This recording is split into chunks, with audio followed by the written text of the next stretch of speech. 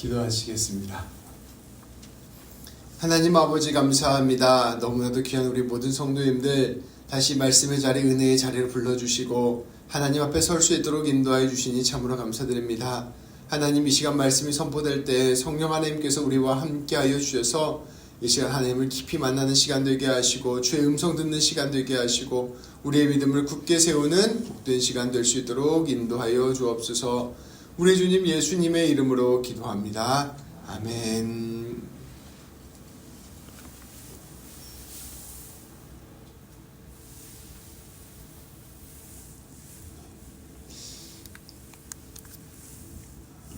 독일의 철학자 루트비히 포이어바흐라는 사람이 이런 말을 했습니다. 인간은 그가 먹는 것으로 이루어졌다. 영어로 하면 Man is what he eats. 그래서 이제 우리가 이제 이 말을 주로 어떨 때 쓰냐면요. 좋은 음식을 먹어야 된다라고 할 때 이런 구절을 써놓고 우리가 뭘 먹느냐가 참 중요하다라는 의미로 요즘은 이 말을 쓰는데요. 사실은 이 말에는 조금 더 깊은 의미가 담겨져 있습니다. 인간은 그가 먹는 것으로 이루어졌다. 한마디로 말하면 인간의 생각, 인간의 감정, 인간의 모든 것들, 인간의 가치관이 그가 살고 있는 상황과 형편에서부터, 그가 처한 삶의 현실에서부터 비롯됐다라는 말이 이 말의 참 의미입니다. 사람마다 각자 삶의 형편이 다르잖아요. 어떤 사람은 여유롭게 사는 사람도 있고, 또 어떤 사람은 힘들게 사는 사람도 있고, 어떤 사람은 힘들고 어려운 나라에서 태어난 사람도 있고, 또 어떤 사람은 부자 나라에서 태어난 사람도 있고, 이제 각자 삶의 형편과 상황이 다 다른데요. 그 다른 상황과 형편 속에서 자기의 생각이 생기게 되고, 감정이 생기게 되고, 마음이 생기게 된다라는 것을 주장한 말이 바로 인간은 그가 먹는 것에서부터 이루어졌다라는 말의 의미입니다. 성도님 여러분은 이 말에 좀 동의하십니까? 정말 우리가 보이는 형편과 상황에 따라서 우리의 생각이 다 결정되는 것 같습니까? 이 포이어바흐가 한 이 주장에서 포이어바흐는 또 한 걸음 더 나아가서 이런 파격적인 주장까지 합니다. 어떠한 주장이냐면요, 하나님이라는 것도 결국 인간이 자기가 처한 상황과 형편 속에서 자기의 바램을 가지고 만들어낸 존재다라고 주장을 했습니다. 그러니까 유물론, 저 대표적인 무신론 유물론자예요. 그래서 내가 정말로 배고픈 사람은 먹을 것을 주시는 신을 만들어내는 거죠. 내가 좋은 대학을 가고 싶은 사람은 학문의 신을 만들어내는 것입니다. 내가 성공하고 싶은 사람은 성공의 신을 만들어낸다. 결국 내 안에 있는 바람이 그대로 투사되어 만들어낸 존재가 하나님이다 라고 주장한 사람이 바로 포이어바흐입니다. 근데 이 포이어바흐의 생각은 오늘날도 아주 강력하게 사람들 마음속에 담겨져서 움직이고 있어요. 예수를 믿지 않는 사람들, 종교를 갖지 않는 사람들에게 너 왜 신을 하나님을 믿지 않냐 이렇게 물어보면 사람들이 이렇게 대답합니다. 그 하나님 결국 사람들이 만들어낸 거 아니야. 사람이 삶이 힘들고 어려우니까 삶에 결핍이 있고 궁핍이 있으니까 그것을 좀 위로받고 그것을 좀 벗어나고자 사람이 자기의 마음에서 만들어낸 존재가 하나님 아니야. 그건 연약한 사람들 믿지 않는 자기의 마음이 부족한 사람들이나 믿는 거지. 난 그러니까 하나님 안 믿어. 이렇게 대답하는 경우가 매우 흔하게 나타나는 대답인 것이죠. 근데 이게 그 사람의 독특한 생각이 아니라 이 포이어바흐가 했던 생각에서부터 비롯된 생각이라는 것을 우리는 알 수 있습니다. 성도 여러분, 이 말에 동의하십니까? 우리가 정말 힘들고 어려워서 의지할 곳이 필요해서 하나님을 내가 만들어냈고 그 하나님을 내가 열심히 믿고 있구나라는 생각에 동의하고 계십니까? 이 질문에 응답하는 말씀이 저는 오늘의 말씀이라고 생각합니다. 이 질문의 말씀을 염두에 두면서 오늘 말씀을 우리가 함께 나누어 보고자 합니다. 오늘 말씀은 우리가 여러 번 들었던 4가지 밭에 관한 비유입니다. 제가 그림을 찾아왔는데요. 이렇게 4가지 마음밭에 관한 비유예요.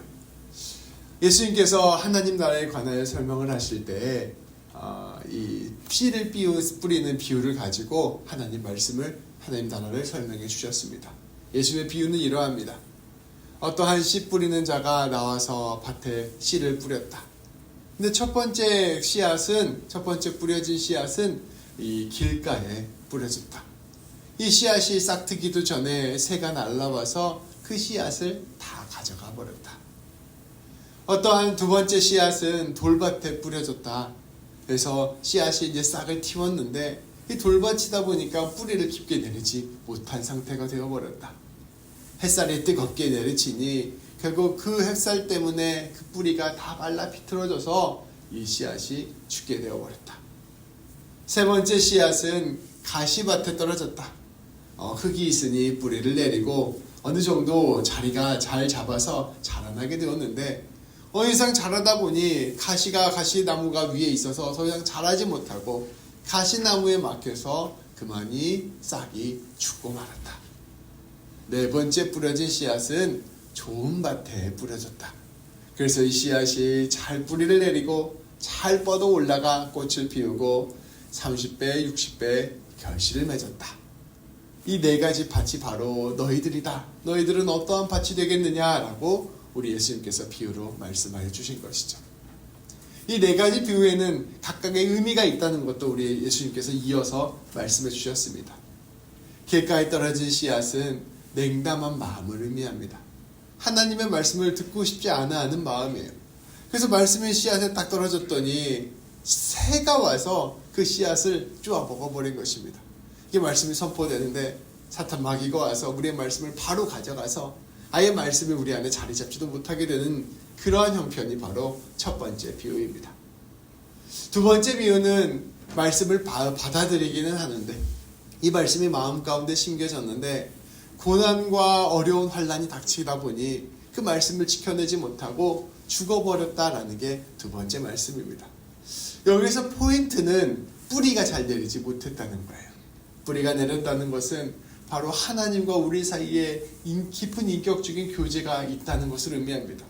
하나님과의 관계가 없고 하나님과의 교제가 없으니 말씀이 우리 안에 심겨졌는데 얼마 지나지 않아 힘들고 어려운 상황이 펼쳐지니 그냥 그 씨앗이 다 싹이 말라 비틀어버려 죽게 되어버린 것입니다.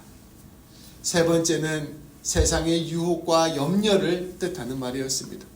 말씀을 받아들이고 내가 이제 어느 정도 하나님을 믿겠다고 다짐을 하고 결심을 하고 신앙생활을 했는데 얼마 지나지 않아 먹고 사는 문제가 내 삶을 덮친 거예요. 그래서 세상의 염려, 세상의 근심, 또 세상의 유혹이 내 삶을 닥치니 내가 이제 하나님보다는 아무래도 내 먹고 사는 문제에 더 집중해야겠다라고 생각하게 되면서 신앙의 열매를 맺지 못하는 게 세 번째 비유입니다. 네 번째 비유는 이 모든 것들을 이겨내고 말씀을 잘 받아들이고 날마다 주님과 교제하면서 주님 뜻대로 살아가는 삶을 넉넉히 승리하여 우리 주님께서 주신 말씀을 30배, 60배, 100배의 결실을 맺는 것을 의미하는 말씀이라 볼 수 있습니다. 이 네 가지 말씀을 네 가지 밭의 비유를 설명하면서 너희는 어떠한 밭이 되겠느냐 우리 주님께서 물으신 것이죠. 이 예수님의 말씀을 앞서 우리 포이어 바흐가 했던 그 질문과 함께 엮어서 오늘 말씀을 함께 생각해 보고자 합니다. 오늘 말씀에서 가장 중요한 첫 번째 사실은 씨 뿌리는 자가 있다는 것입니다. 우리가 무신론자들이 이야기를 하기를 하나님을 믿는 신앙은 결국 우리의 바램과 우리의 욕망이 투사돼서 하나님을 만들어냈기 때문에 그러한 신앙이 생길 것이다 라고 이야기를 하는데 실제로 예수님을 믿는 사람들의 이야기를 들어보면 조금 다른 이야기를 합니다. 내가 힘들고 어려워서 의지할 것이 있어서 필요해서 하나님을 믿었다기보다는 사실은 하나님을 믿게 된 것이 나에게 기적적으로 처음 시작되는 경우가 훨씬 더 흔하다는 겁니다. 우리가 예수를 믿게 되었을 때 내가 정말 의지할 것이 필요해 라고 생각해서 하나님을 만든 게 아니라 어느 날 문득 내가 말씀을 듣고 전도를 받고 신앙생활을 하다 보니 하나님을 믿게 되는 경우가 훨씬 더 많다는 것이죠. 그 더 놀라운 것은 하나님을 믿게 된 다음에 그 믿게 된 사람이 내가 내 힘과 의지로 하나님을 믿은 게 아닙니다. 하나님이 나에게 은혜를 주셔서 내가 하나님을 믿게 됐습니다. 하나님이 나를 신비롭게 나의 마음을 만져주셔서 내가 하나님을 고백하게 되었습니다 라고 말하게 되는 게 실제 신앙생활을 하는 사람들의 고백이라는 것이죠. 그래서 이 신앙생활을 한 사람들의 이야기를 잘 들어보면 이런 이야기를 하게 됩니다. 하나님이 나에게 믿음을 선물로 주셨습니다. 하나님이 나에게 은혜를 선물로 주셨습니다. 말 그대로 씨 뿌리는 하나님이 나에게 믿음을 뿌려주셨습니다. 고백하는 것이 신앙인들의 고백이라는 것이죠. 그래서 씨 뿌리는 자의 비유를 보면 신앙이 우리가 만들어내는 것이 아니라 우리가 어떻게 은혜로 선물로 받게 되었다는 것을 우리에게 보여주는 것을 알 수 있습니다. 그런데 우리가 이렇게 믿음이 하나님으로부터 온 것임을 우리가 경험하고 고백하고 있는데도 불구하고요, 하나님을 믿지 않는 사람들은 그 믿는 사람들의 고백에 귀를 기울이지 않습니다. 사탄의 전략은 거기에 있습니다. 사탄의 전략은 철저히 현실에 집중하게 만드는 것이 사탄의 전략이에요. 하나님을 믿지 않는 사람들에게 하나님이 어떠한 분이신지 감히 상상하지도 못하게, 떠올리지도 못하게 하는 것입니다. 우리가 하나님을 믿게 되면 하나님이 얼마나 아름다운 분이신지, 하나님이 얼마나 놀라운 분이신지, 하나님의 그 사랑이 얼마나 깊은 것인지를 날마다 경험하고 감탄하고 경탄하게 됩니다. 근데 하나님을 알지 못하는 사람은요, 이 하나님의 이 놀라움에 관해서 상상할 수도 없어요. 하나님의 이 아름다움에 관해서 떠올릴 수도 없습니다. 너무나 초월적이고 너무나 아름다운 것이기 때문이에요. 그래서 이 사람들은 이 하나님에 관해서 생각하는 대신에 이 현실에 관해서만 집중적으로 논리적으로 파악하는 데 빠삭하게 되는 것입니다. 그러니 하나님을 안 믿는 사람들 입장에서 보면 하나님 믿는 사람들의 모습이 너무나도 이상한 거예요. 어떻게 하나님이라는 분을 고백할 수 있느냐? 어떻게 하나님이라는 존재를 인정할 수 있느냐? 이 세상에서 하나님을 어떻게 증명할 수 있느냐? 그런 거 없으니 결국 이 하나님은 너희가 만들어낸 것이다 라고 주장하게 되는 것입니다. 그렇게 주장하는 마음을 마음속에 갖고 있으면 이 말씀의 증언이 마음 가운데 들어오지 않습니다. 다른 사람들의 신앙 고백이 내 귀에 들려오지 않아요. 말 그대로 말씀이 내 안에 떨어져도 그것 나와는 아무 상관없는 일이야. 그것 연약해서 하나님 만들어낸 사람들이 하는 이야기야 라고 생각하면서 그 말씀이 금세 사라져버리는 것입니다. 우리 주님께서 말씀하시는 길 곁에 뿌려진 씨앗이라는 것은 바로 이러한 것을 의미합니다. 그래서 우리가 하나님의 말씀을 받아들이기 위해서는요, 먼저 마음의 문을 열어야 됩니다. 마음의 문을 연다는 것은 무엇이냐면 증언에 귀를 기울이는 것이에요. 내가 신뢰하는 사람, 내가 사랑하는 사람이 하나님에 관하여 말을 할 때 그 하나님에 관하여 내 마음의 문을 열고 들어보는 것입니다. 내가 알지 못했던 세계가 있구나. 내가 알지 못했던 존재가 있구나. 이 세상을 파악하고 이 세상을 논리적으로 증명해내는 세상 안에서는 파악할 수 없는 초월이라는 것이 있구나라는 것을 마음의 문을 열고 받아들일 때 비로소 하나님을 알게 되는 것입니다.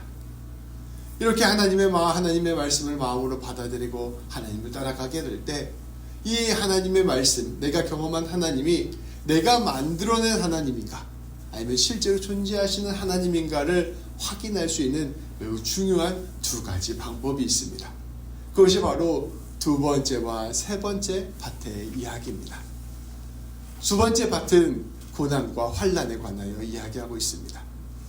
세상 사람들, 특별히 하나님을 믿지 않는 사람들은 이렇게 얘기합니다. 고난과 환난 가운데서 너희가 필요하니까 하나님을 만들어낸 것 아니냐? 정말 너희가 의지할 곳이 필요하고 너희가 복받을 곳이 필요하니 그런 하나님을 너희가 상상하여 만들어내는 것 아니냐? 그런 존재가 있다고 하니까 너희가 맹신하는 것 아니냐? 이렇게 세상 사람들은 이야기합니다. 그런데 성경의 이야기를 보면 사실 그거와는 정반대의 이야기를 하고 있습니다. 고난을 당한 사람이 하나님을 만나는 이야기보다요, 하나님을 만난 사람이 고난을 이겨내는 이야기가 압도적으로 많습니다. 고난을 당한 중에 내가 하나님을 이 고난 가운데 만나게 됐어요, 이 얘기가 아니라요, 하나님을 만나게 된 다음에 그 하나님 때문에 고난을 이겨내는 경우의 이야기가 훨씬 더 많다는 것입니다. 바울의 예를 들어보겠습니다. 바울은 아주 훌륭한, 쉽게 말하면 잘 사는 가문의 아들이었어요. 철저히 엘리트 교육을 받았습니다. 바리새인 중에 바리새인이라고 인정받던 사람이고요. 유대인임에도 불구하고 로마 시민이었습니다. 아주 잘 나가는 인생을 살았어요. 그런데 이 바울이 다메섹 도상에서 예수님을 만납니다. 예수님을 경험하게 되고요. 예수님에게 사로잡히는 경험을 하게 됩니다. 말 그대로 바울의 마음 가운데 말씀의 씨앗이 심겨지게 된 것이죠. 그런데 바울이 예수님을 만나고 난 다음에 예수님과 더불어 동행하며 예수님 가운데 살아가는 삶은 어떠한 삶이 됩니까? 아주 힘들고 어려운 삶이 펼쳐졌어요. 그때부터 정말로 고난과 환난의 연속이었습니다. 수십 대의 매를 맞고 죽을 지경에 처하기도 하고요. 돌에 맞아 죽을 지경에 처하기도 합니다. 가는 곳곳마다 이단이라고 조롱받고요. 먹고 살기도 정말로 힘든 삶을 살아가게 됩니다. 바울은 매 순간 고난과 힘들고 어려운 삶을 살아가게 되었는데요. 놀랍게도 그 가운데서 더 영롱한 신앙의 삶을 지켜나갑니다. 더 놀랍게도 하나님을 더 깊게 붙들게 되고요. 하나님의 살아계심 그리고 하나님의 사랑을 전하는 일을 멈추지 않게 됩니다. 만일 신을 고난을 피하기 위한 존재로 바울이 많이 만들어냈다면 바울은 그 고난과 어려움 가운데서 곧장 자기 신앙을 포기했을 것입니다. 사실 내가 만들어낸 신은 내 자신이 가장 잘 알기 때문입니다. 그런데 하나님께 사로잡히는 경험을 한 사람, 하나님으로 말미암아 은혜를 받아 믿음을 갖게 된 사람은 고난과 어려움 가운데 넉넉히 이겨내는 힘을 갖게 됩니다. 왜냐하면 오늘 말씀에 비밀이 있습니다. 뿌리가 깊게 내려져 있기 때문입니다. 날마다 하나님을 경험하기 때문입니다. 날마다 하나님과 교제하기 때문입니다. 하나님의 살아계심을 매 순간 느끼고 하나님의 그 아름다움과 사랑을 매 순간 경험하기에 고난과 역경마저도 그 사람의 신앙을 흔들 수 없게 되는 것이죠. 다니엘의 세 친구는 이렇게 이야기합니다. 다니엘의 세 친구가 있었는데요. 왕이 만든 신상에 절을 하지 않으면 사자굴에 던져 넣겠다. 또 뜨거운 풀무불에 던져 넣겠다라는 명령을 받게 됩니다. 그런데 이 세 친구가 그 명령을 거부하고 하나님이 아닌 다른 신들에게 숭배하는 것을 내가 받아들이지 않겠다라고 선언을 해요. 그래서 이 세 친구가 풀무불에 던져지게 됩니다. 근데 이 세 친구가 이렇게 이야기합니다. 우리 하나님께서 이 불 가운데서 우리를 지켜주실 것입니다. 그런데 그리하지 않으실지라도 내가 이 풀무불에서 죽는다 하더라도 나는 이 신앙을 포기할 수 없습니다. 이야기하는 것이죠. 그래서 신앙이라는 것은 사실 고난과 역경 가운데서 우리가 이것을 이겨내기 위해서 내가 필요로 해서 하나님을 만들어내는 이야기가 아니라요. 실제로 하나님을 경험하고 하나님을 만나게 됨으로 말미암아 그것에 사로잡히게 됨으로 말미암아 어떠한 삶의 자리에서도 이 신앙을 포기할 수 없는 지경에 이르게 되는 것, 이것이 바로 신앙의 진짜 모습이라는 것을 우리는 말씀을 통해서 알게 되는 것이죠. 또 두 번째로 우리가 우리의 믿음이 진짜인지를 확인할 수 있는 매우 중요한 분기점은 바로 세 번째 가시나무 밭과 같은 것입니다. 우리 세상 사람들을 하나님을 알지 못하는 사람들은 이렇게 이야기합니다. 야, 너희가 사실 너희 욕망과 바람이 있으니 신을 만들어 놓고 믿는 거 아니야. 너희가 그 식당에 가면 미륵불 만들어 놓고 그 위에다가 돈을 갖다 놓는 것처럼 너희가 열심히 헌금하고 열심히 교회 생활하며 하나님이 나에게 복 주시고 날 성공시켜 주신다고 하시니 그러니 너희 신앙생활을 하는 것 아니야? 라고 세상 사람들이 이야기하는 것이죠. 그러니 결국 너희가 만들어낸 너희 욕망이 투사된 존재가 너희 하나님 아니냐? 라고 이야기하는 것입니다. 근데 이 세상 사람들의 이야기가 설득력이 있을 때가 있어요. 왜 설득력이 있냐면요, 많은 기독교인들이 그렇게 실제로 보이기 때문입니다. 하나님을 믿고 하나님을 열심히 섬겼더니 내가 이렇게 부자가 되었습니다. 내가 이렇게 복을 받았습니다. 내가 이렇게 성공했습니다. 라고 막 간증을 하고 다녀요. 근데 알고 봤더니 그 사람의 뒷이야기를 보니 그 사람의 삶이 아주 악하고 형편없는 삶을 살았던 경우가 흔했던 것입니다. 예를 들면 우리가 잘 알고 있는 강철왕 카네기 있죠. 이 강철왕 카네기는 대표적으로 신앙생활을 아주 잘한 사람이었습니다. 주일 성수를 빼먹지 않았고요. 심지어 교회학교 교사도 열심히 했던 사람이에요. 근데 이 강철왕 카네기가 돈을 번 방법을 보면요, 그렇게 잔인하게 이를 데 없었습니다.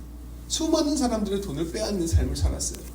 이제 그런 사람들의 이야기를 보여주면서 봐봐, 결국 너희는 너희의 욕망을 위해서 하나님을 만들어낸 거야 라고 세상 사람들이 비판하는 것이죠.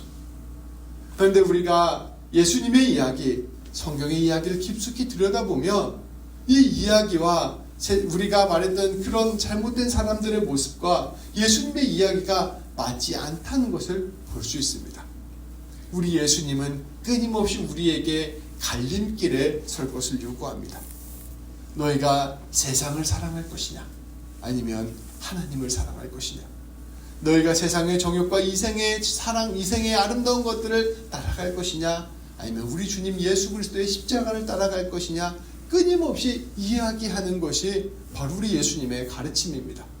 오늘 말씀에서 나왔듯이 세상의 염려와 세상의 재물을 향한 사랑이 너희 안에 있으면 너희가 열매를 맺지 못한다라고 말씀하시는 것이 바로 성경의 가르침이라는 것이죠.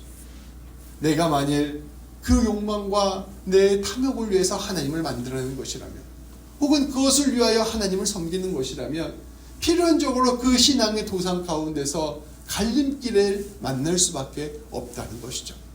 하나님을 깊게 믿게 되면요, 우리 주님이 우리에게 요구하십니다. 너의 욕망을 내려놓아라. 네가 바라는 너의 삶의 성공을 내려놓아라. 네가 움켜쥐고자 하는 그 바람을 내려놓아라. 너의 모든 것들을 내려놓고 네 삶의 주인을 예수님으로 받아들여라. 네 삶의 주권을 주님께로 내어드려라 말씀하시는 것이죠.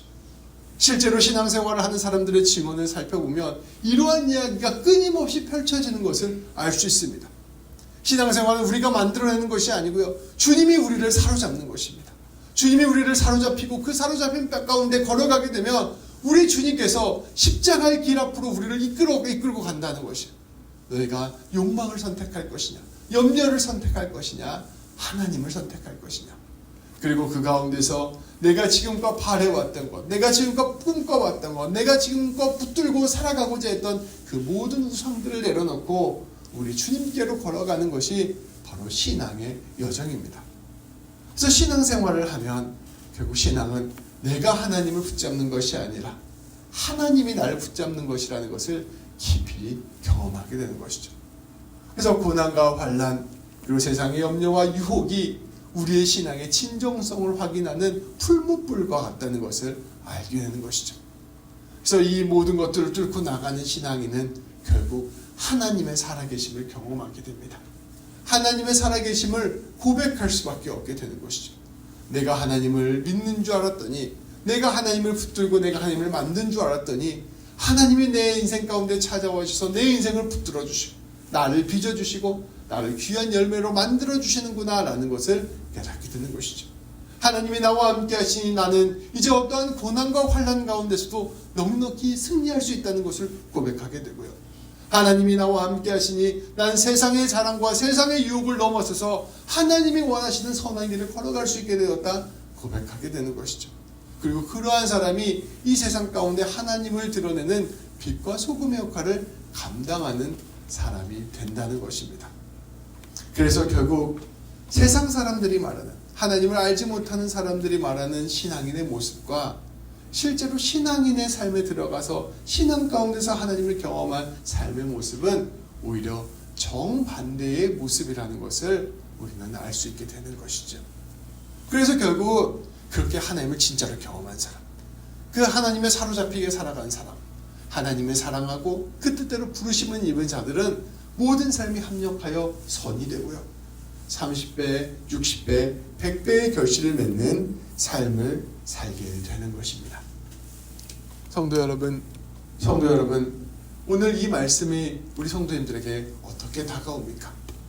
우리는 신앙생활을 하면서 때때로 세상 사람들이 말하는 방식으로 하나님을 생각할 때가 있어요. 하나님 믿으면 고난과 환난이 다 없어지겠지. 하나님 믿으면 내 삶의 염려와 유혹들이 다 사라지시겠지. 하나님 믿으면 하나님이 원하시는, 하나님께서 내가 원하시는 것들을 다 이루어 주시고 나에게 복을 주셔서 나를 높이 세워 주시겠지 하는 생각을 하곤 할 것입니다. 그런데 우리 하나님은 하나님의 주도권을 놓치지 않으세요. 하나님은 우리 삶 가운데 찾아와 주셔서 그 모든 것들을 사용하셔서 우리를 하나님을 진짜로 아는 존재, 그저 우리가 만들어낸 허상의 하나님을 믿는 존재가 아니라 진짜로 하나님을 경험한 존재, 그래서 하나님을 아는 사람만이 고백할 수 있는 그 감사와 찬양과 기쁨을 고백할 수 있는 존재로 우리를 바꾸어 가십니다. 그 놀라운 주님의 은혜 가운데 사로잡힌 사람들이 바로 우리들이에요. 그래서 우리는 그 하나님의 음성에 귀를 기울이고 하나님 그분을 아는 데에 우리의 마음에 초점을 맞추고 집중해야 할 것입니다. 그리고 그렇게 우리가 하나님을 만나고 살아가게 될 때, 하나님과 동행하게 될 때 우리는 세상이 감당할 수 없는 아름다운 열매를 맺는 삶이 될 것이고, 말 그대로 오늘 말씀처럼 30배, 60배, 100배의 결실을 맺는 삶이 될 것입니다. 우리 귀한 성도님들이 이처럼 진실로 하나님을 진짜로 만나고 진짜로 사로잡히고 하나님과 더불어 승리하는 귀한 삶, 복된 삶 살게 되시기를 우리 주님의 이름으로 축복합니다. 기도하시겠습니다. 하나님 아버지 감사합니다. 세상 사람들은 우리의 필요에 의해서, 우리의 욕망에 의해서 우리가 하나님을 만들어낸 것에 불과하다 이야기함을 고백합니다. 그러나 하나님, 우리는 알고 있습니다. 우리가 하나님을 만들어낸 것이 아니라 하나님이 우리를 사로잡았다는 사실을 아버지 우리는 고백합니다. 세상 사람들처럼 그저 고난과 역경을 이겨내기 위해서 하나님을 만나는 것이 아니라 하나님을 만남으로 말미암아 그 하나님으로 고난과 역경을 넉넉히 이겨내는 삶을 살게 되었음을 고백하고, 세상 사람처럼 세상의 욕망과 세상의 성공을 위하여 하나님을 만나는 것이 아니라 하나님을 만남으로 말미암아 그 모든 것들을 넉넉히 이겨내고 하나님이 원하시는 삶으로 우리의 삶을 내딛게 되었음을 아버지 다시금 고백합니다. 하나님, 우리가 그저 우리가 만들어낸 하나님, 허상의 하나님이 아니라 진실로 우리에게 찾아오시는 하나님을 깊이 만나는 우리 모두가 되게 하여 주시고, 그 하나님께 사로잡히고 그 하나님께 붙들려서 오직 하나님이 주시는 하늘의 영광과 하늘의 기쁨과 하늘의 평강을 누리는 우리 모두가 될 수 있도록 인도하여 주옵소서. 오직 하나님을 아는 것이 얼마나 놀랍고 복된 일인지를 우리 모두가 깊이 경험하게 하시고 하나님 붙들고 승리하는 우리 모두가 될 수 있도록 인도하여 주옵소서. 우리 주님 예수님의 이름으로 기도합니다. 아멘.